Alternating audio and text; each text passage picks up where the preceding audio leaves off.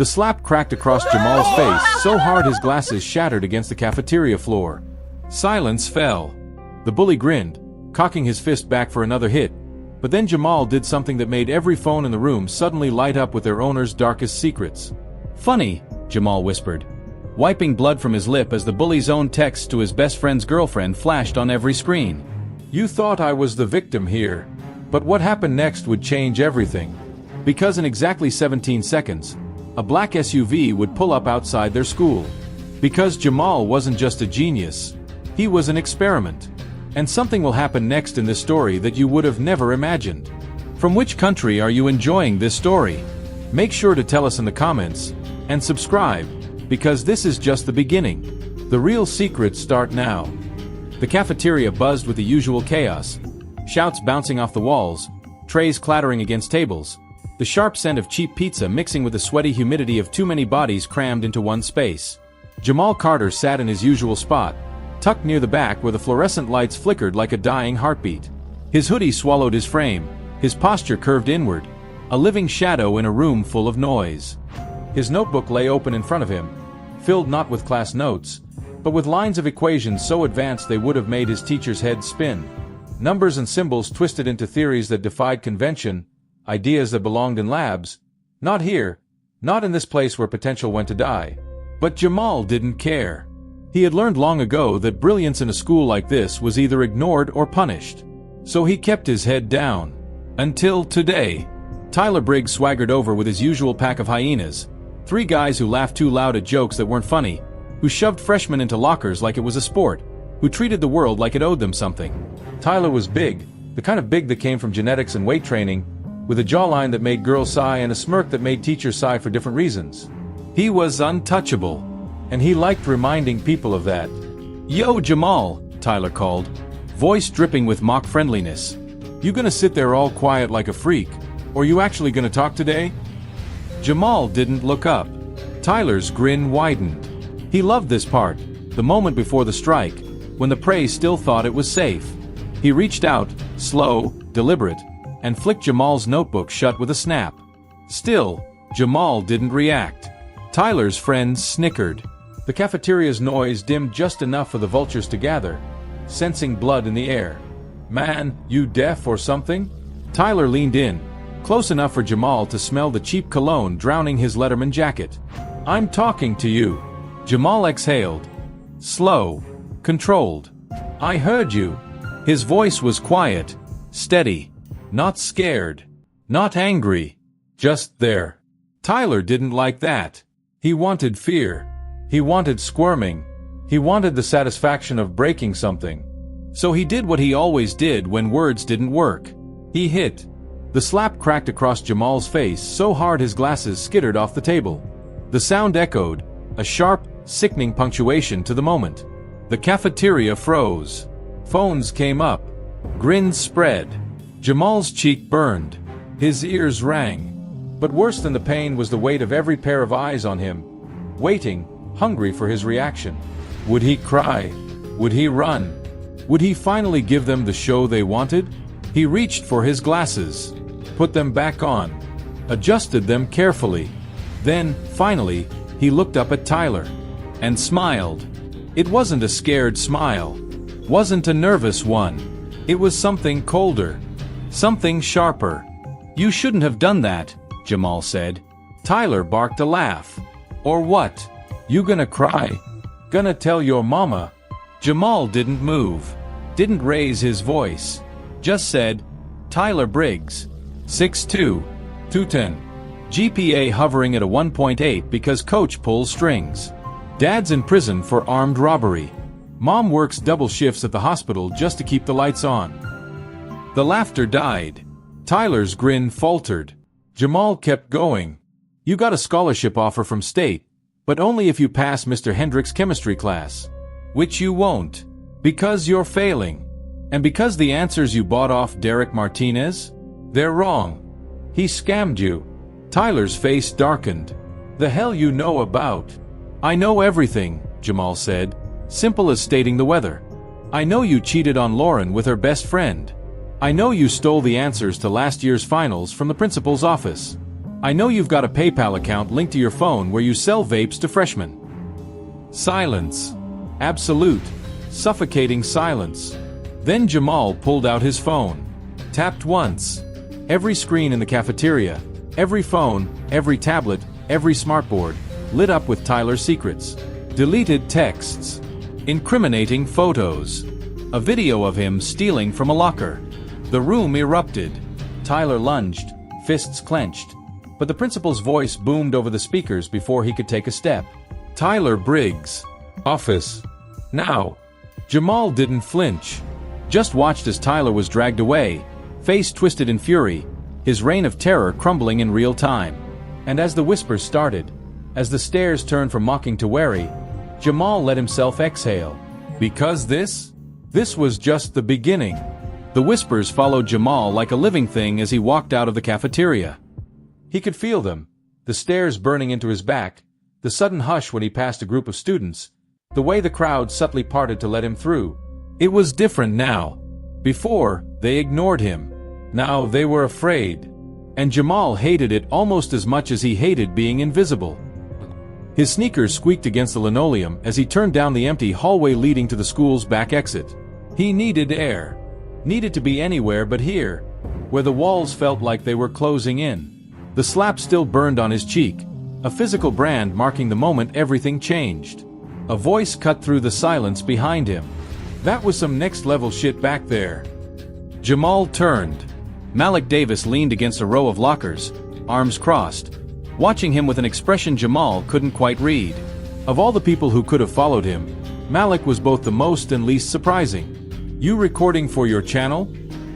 Jamal asked flatly, eyeing the phone in Malik's hand. Malik grinned, holding up his hands in mock surrender. Nah, man. Not this time. He pushed off the lockers and fell into step beside Jamal. Seriously, though. How'd you do that? Jamal adjusted his glasses. The weight of the truth sat heavy on his tongue, but he'd learned long ago that honesty was dangerous. Hacked the school's Wi-Fi. Malik whistled low. And you just had all that dirt on Briggs ready to go? Everyone's got secrets. Jamal pushed open the exit door, the afternoon sunlight hitting his face like a physical relief. Some are just easier to find than others. The park across from school was empty this time of day. Jamal dropped onto a bench, his backpack hitting the ground with a thud. Malik sat beside him, uninvited but not unwelcome. For a long moment, they just sat there, the only sound the rustle of leaves in the wind. Then Malik said what they were both thinking, "He's gonna come for you, you know." Jamal stared at his hands. The knuckles were white where they gripped the edge of the bench. I know. You got a plan for that? Working on it. Malik snorted. Man, you're either the bravest dude I know or the stupidest. He pulled out his phone, tapping at the screen. For what it's worth, that was the most badass thing I've ever seen. Whole school's talking about it. Jamal closed his eyes. That was the problem. He didn't want to be talked about. Didn't want to be seen. The whole point of keeping his head down was to avoid exactly this. His phone buzzed in his pocket. Unknown number. One line of text. We need to talk. The house was quiet when Jamal got home. Too quiet. His mom's keys weren't on the hook by the door, her shoes not in their usual spot by the stairs. Another double shift, then. He dumped his backpack in his room and collapsed onto the bed, staring at the ceiling. The message burned in his mind. Wrong number? Doubtful. Prank. Unlikely. The timing was too perfect. His laptop sat on the desk across the room, dark and silent. Jamal knew what would happen if he opened it. Knew the rabbit hole that awaited. But he also knew he didn't have a choice. With a sigh, he dragged himself upright and crossed the room. The screen flared to life at his touch, lines of code blinking back at him like old friends. It took less than 30 seconds to trace the number. Less than 10 to realize who it was from. Jamal's blood ran cold. Across town, in an office that didn't officially exist, a man watched a blinking dot on a screen. He took the bait, the man said, adjusting his glasses. Across the room, a woman in a sharp suit didn't look up from her files. You're sure he's the one? The man smiled. Oh, he's the one all right. He tapped the screen, watching the dot pulse. Jamal Carter just doesn't know it yet. The cursor blinked mockingly on Jamal's screen as the truth settled over him like a suffocating blanket. The number traced back to a shell corporation, which traced back to another, which ultimately led to a single name: Blackthorn Security Solutions. Jamal's fingers hovered over the keyboard. He'd seen that name before. 6 months ago, buried in a Pentagon contract database he wasn't supposed to have access to. Blackthorn wasn't just another defense contractor. They specialized in human asset acquisition, according to the heavily redacted files. A soft chime from his laptop made him jump. A new message appeared in the corner of his screen, bypassing all his firewalls like they didn't exist. Asterisk, impressive tracing. But we already knew you could do that. Asterisk. Jamal's breath came fast now. He typed with shaking hands. Who is this? The response was immediate. Asterisk, the people who've been watching you since you hacked the DOE database in 8th grade. We know about the quantum encryption algorithm you wrote last summer. We know you cracked the NSA's recruitment test just for fun. We'd like to talk. Asterisk. A cold sweat broke out across Jamal's back. That DOE hack had left no traces. He was certain of it. The algorithm existed only on an air-gapped drive in his closet. These people shouldn't know about any of it. Before he could respond, another message appeared. Asterisk, check your window. Asterisk.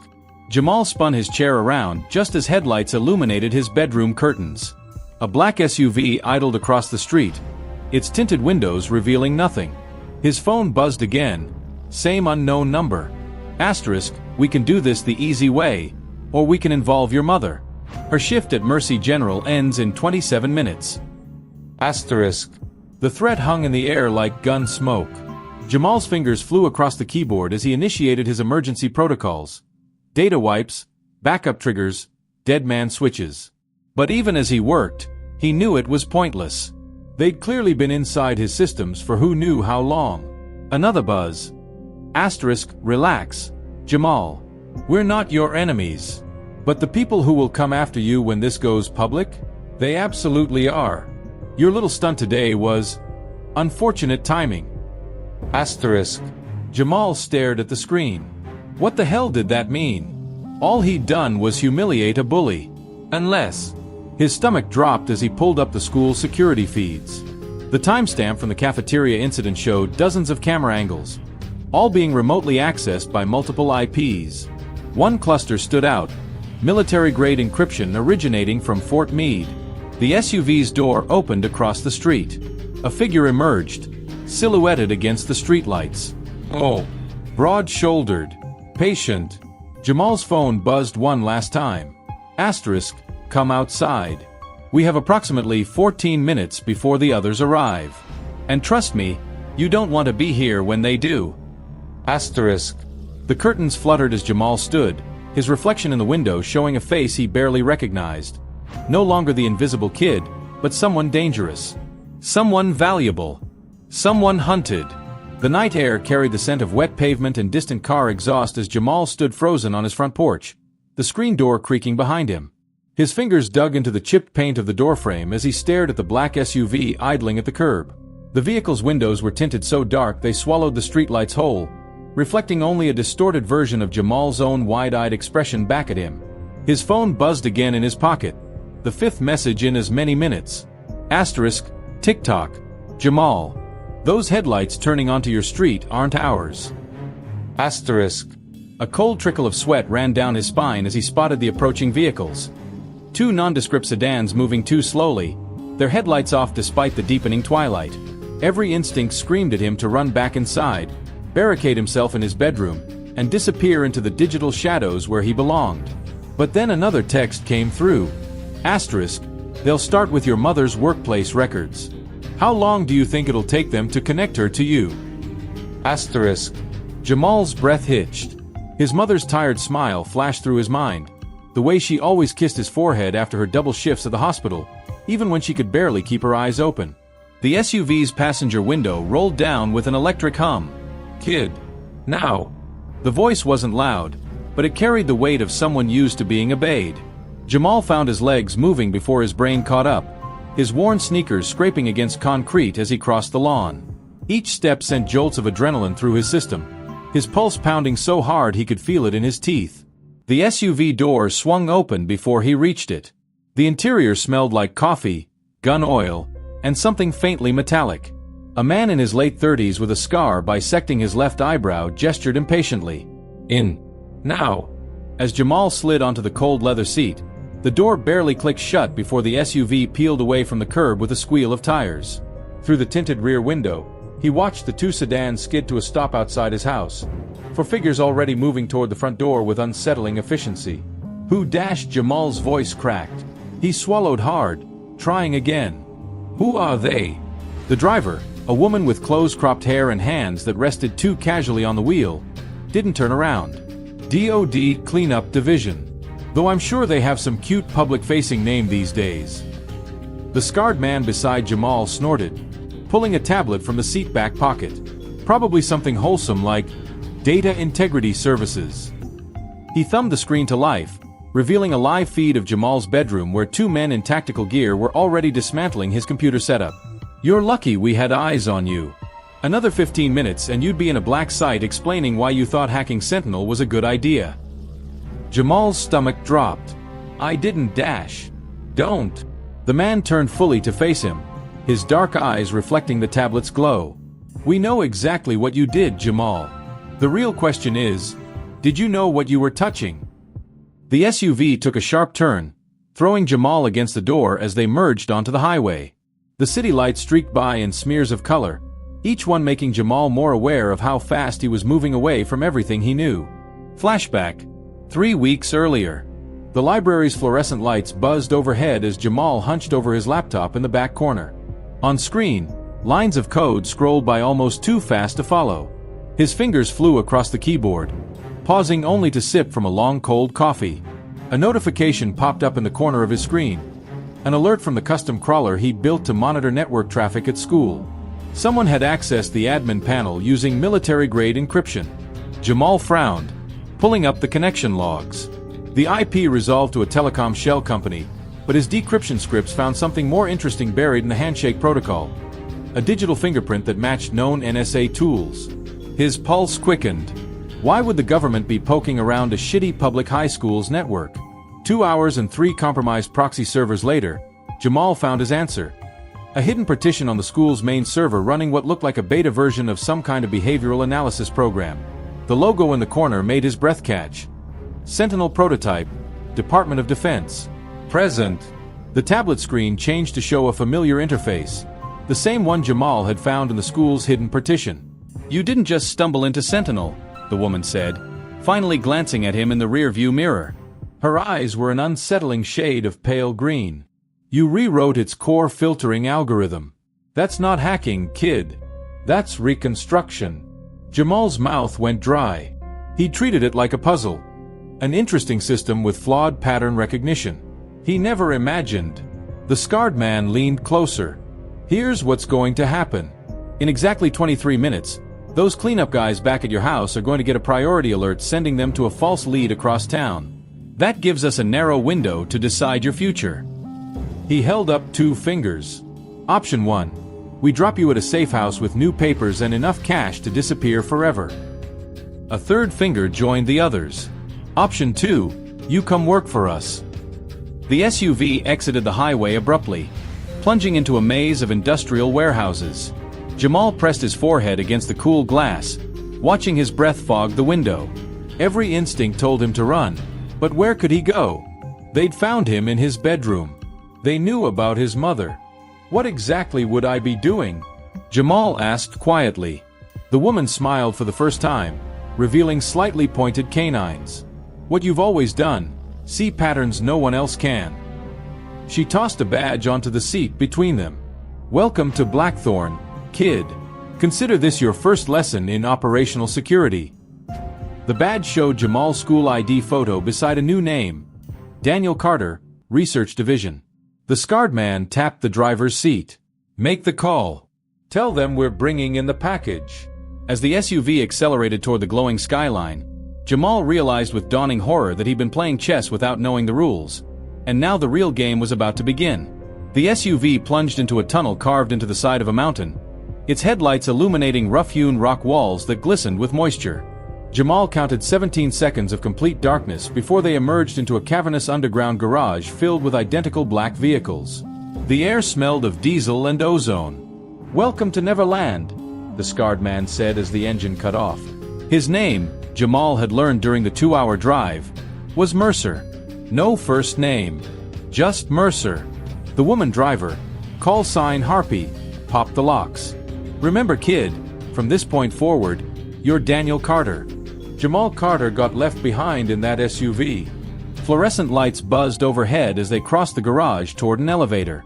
Jamal's sneakers squeaked against the polished concrete, the sound echoing unnaturally in the vast space. He caught his reflection in a security camera dome. His hoodie suddenly looked absurdly out of place. Mercer pressed his palm to a scanner beside the elevator.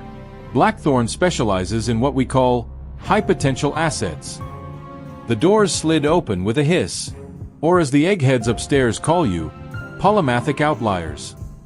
The descent lasted exactly 43 seconds. Jamal knew because he counted. When the doors opened, the scene before him looked like a cross between a NASA control room and a university library. Glass-walled offices lined a central atrium where people in lab coats and military fatigues moved with purposeful efficiency. Harpy nudged him forward. "That's the cortex, where the normies work." She pointed to a descending staircase. "You're going down." The lower level smelled like antiseptic and burnt coffee. Jamal's pulse spiked as they passed a door marked behavioral conditioning. The muffled screams from inside were unmistakable. Mercer didn't break stride. "Don't worry about that," he said casually. "That's just the burn box. You won't end up there unless you do something stupid." They stopped before a door labeled Recruit Assessment. Harpy leaned against the wall. "Here's the part where we see if you're actually as smart as your file says." The test. The room contained a single chair and a massive curved monitor. When Jamal sat, the screen lit up with a rapid-fire sequence of images. Mathematical formulas, snippets of code, satellite imagery. Each flashed for exactly 0.37 seconds before vanishing. A voice from hidden speakers described the 13th image in the sequence. Jamal closed his eyes, reconstructing the memory. Partial differential equation. Theta functions with non-standard notation. There was a coffee stain in the lower right corner. Silence. Then the screen changed to display a complex network diagram with blinking nodes. Trace the optimal path from alpha to omega with these constraints. Jamal's fingers flew across the touch screen, his mind calculating routes faster than his hands could draw them. He didn't notice the door opening behind him. Fascinating. The new voice sent a jolt down Jamal's spine. He turned to see a tall man in a wheelchair, his gaunt face illuminated by the screen's glow. Dr. Elias Voss. Jamal recognized him from MIT's AI research papers. Voss rolled forward, studying Jamal like a specimen. "You modified Sentinel's learning architecture in your head before writing a single line of code. That's not programming. That's pattern recognition at the synaptic level." A monitor flickered to life showing security footage from Jamal's school. Tyler Briggs loomed over his cafeteria table, fist raised. Voss smiled. "Tell me, Daniel, did you know that young Mr. Briggs has been receiving behavioral modification drugs through the school's water supply? Part of Sentinel's beta testing." Jamal's stomach turned to ice. The slap, the fight, none of it had been random. Voss tapped a key, and the screen split to show a live feed of Jamal's mother leaving the hospital. "Now you understand the stakes. We don't recruit talent, Jamal. We harvest it." The lights flickered as a siren hooped twice. Mercer stiffened. "They're early." Harpy was already moving. "Cleanup team tracked us. We need to move him too." An explosion rocked the facility. The monitor showing Jamal's mother dissolved into static as the lights died. In the crimson glow of emergency lighting, Voss looked almost pleased. "It appears you'll get your first field test sooner than expected." He pressed something cold into Jamal's hand. A neural interface key. "The back door you built into Sentinel? Time to use it." Somewhere above them, automatic gunfire echoed through the corridors. Jamal suddenly understood why they'd really brought him here. He wasn't the recruit. He was the weapon. The emergency lights cast jagged shadows across the corridor as Jamal sprinted behind Harpy, the neural interface key burning a hole in his palm. The facility's alarm system wailed like a wounded animal, each klaxon blast vibrating through his ribcage. "Move your ass, kid," Mercer barked from behind them, his pistol drawn. "That breach came from Sector 7. They'll flank us in 90 seconds. Jamal's lungs burned as they skidded around a corner. The sterile white corridors had transformed into something out of a nightmare. Sprinklers rained down on sparking electrical panels, and the acrid smell of melted plastic clogged the air. A body in a lab coat lay crumpled near a shattered security terminal, the pool of blood around it too dark under the crimson lights. Harpy slammed her palm against a biometric pad beside a reinforced door. "In here. Now." The room beyond looked like a cross between a server farm and a surgical suite. Rows of humming black towers lined the walls, their cooling fans whining under strain. In the center stood a chair that looked disturbingly like something from a dentist's office, if dentists used cranial restraints and EEG arrays. Voss was already there, typing furiously at a workstation. "Excellent timing," he said without looking up. "The incursion team just bypassed our third firewall. They'll be inside the core systems in approximately 4 minutes." Mercer secured the door with a heavy metallic thunk. "Then quit yapping and plug him in." Jamal backed away. "Whoa, nobody said anything about." Harpy's grip on his arm was iron. "That key in your hand? It's tuned to your neural frequency. Sentinel responds to you because on some level, it thinks you're part of it." She dragged him toward the chair. "Now we find out if that's true." The restraints clicked shut around Jamal's wrists before he could protest. Cold gel pads adhered to his temples as the overhead array descended with a mechanical whir. Voss leaned in close, his breath smelling of peppermint and something chemical. "When the connection establishes, you'll see the entire Sentinel network as a conceptual space," he whispered. "Find the intruders before they find the core." The world dissolved into static, neural space. Jamal's consciousness expanded violently. Suddenly he wasn't in a chair but standing in an endless white plane where geometric shapes pulsed like living things. Data streams manifested as ribbons of colored light arcing overhead. Somewhere in the distance, a massive black sphere throbbed in time with his heartbeat. Sentinel's core. "Jesus Christ," Jamal breathed. His voice echoed strangely, as if spoken through a vocoder. A flicker of movement caught his eye. Near the horizon, 3 angular red shapes were methodically dismantling a section of the plane's fabric. As Jamal focused on them, zooming in with just his thoughts, he realized with dawning horror what they were. Military-grade intrusion algorithms shaped like attack dogs, their razor-edge code tearing through firewalls like tissue paper. One turned its glowing eyes toward him. "Target acquired." The thought slammed into Jamal's skull like a bullet. The red shapes abandoned their work and charged. Real world. Back in the facility, Jamal's physical body convulsed in the chair. Warning lights flashed across the monitoring equipment as his brainwave patterns spiked into the red zone. "He's made contact," Voss murmured, watching the screens. "But the DoD's hunters have spotted him." Mercer checked his sidearm. "Can he fight?" "Not unless he realizes the rules are different in there." Voss adjusted a dial. Sentinel's world operates on metaphor and association. To survive, he'll need to. A scream from the corridor cut him off. The distinct chatter of automatic gunfire followed. Harpy moved to the door. "We're out of time." Neural space. Jamal ran through the endless white void, the red hunters gaining with every stride. Their digital snarls vibrated in his teeth. Instinctively, he reached for a weapon, and to his shock, a glowing blue baton materialized in his hand. Of course, he realized this was a conceptual space. If the DoD's tools manifested as attack dogs, then his own countermeasures could be anything he imagined. The first hunter leaped. Jamal swung the baton, not at the creature, but at the empty space beside it. The impact sent ripples through the fabric of the plane, distorting reality like a stone dropped in water. The hunter missed its landing, skidding past him. Jamal grinned. He knew this game. Focusing all his will, he envisioned his next weapon. Not a baton, but something far more personal. The glowing blue light reshaped itself into exact replicas of Tyler Briggs' fists, down to the chipped black nail polish and the scar across the knuckles from where Jamal had heard him brag about punching a locker. When the next hunter attacked, Jamal met it with a vicious right hook straight from the school cafeteria. The impact sent the red shape flying backward, its code fracturing like broken glass. Asterisk, how's that for pattern recognition, asshole? Asterisk, Jamal shouted into the void. Real world. The facility shook with another explosion.